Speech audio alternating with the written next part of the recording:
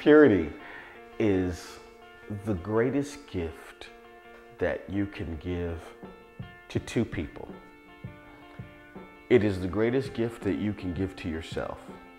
It is the assurance of a healthy body, the assurance of a healthy mind, and the assurance of a spirit that has not been diluted or polluted with sex acts that you're going to regret later on.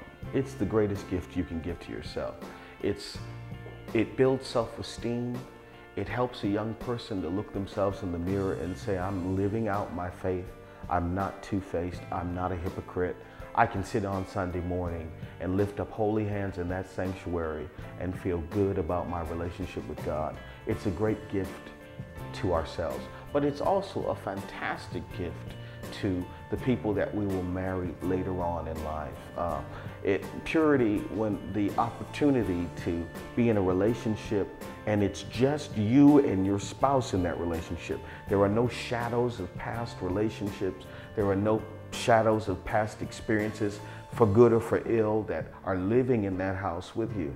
And so we've got to really emphasize to young people like never before that when you walk an abstinent and pure life, that you are giving yourself a tremendous benefit that will later on benefit whoever God sends your way to be your husband, your wife in the future. And so often I've sat with countless young people over the years, and I've never had a young person sit in my chair and say to me, Pastor Christopher, man, I'm happy about what went down in my life prior to me taking a stance for purity. There's always regret. There's always the lingering pain of giving something away that was not assigned to that individual. And so it's one of the things that we really are continuing to emphasize, and we're seeing great things happen in the lives of young people as they're deciding that I'm going to live pure and holy and live my life in the light before Jesus.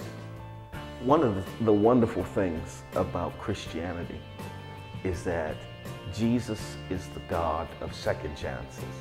He's the God of second chances, third chances, fourth chances. Man, he's there.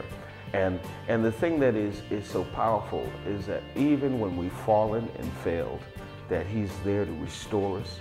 He's there to bring us right back into right standing, and then to empower us to live over the pains of our past and to stand in the purpose of our future. And so when I'm talking to a young person, man, if you've blown it, you've messed up, you don't wallow in self-pity and pain. Please don't live in yesterday. You got to press beyond that into what God has for you now. And you need to act like God has erased your past, because he does. As far as your sins are as far from you as the east is from the west. He doesn't remember them anymore, and neither do you need to remember them. You need to decide to come into a new tomorrow and be pure today like never before.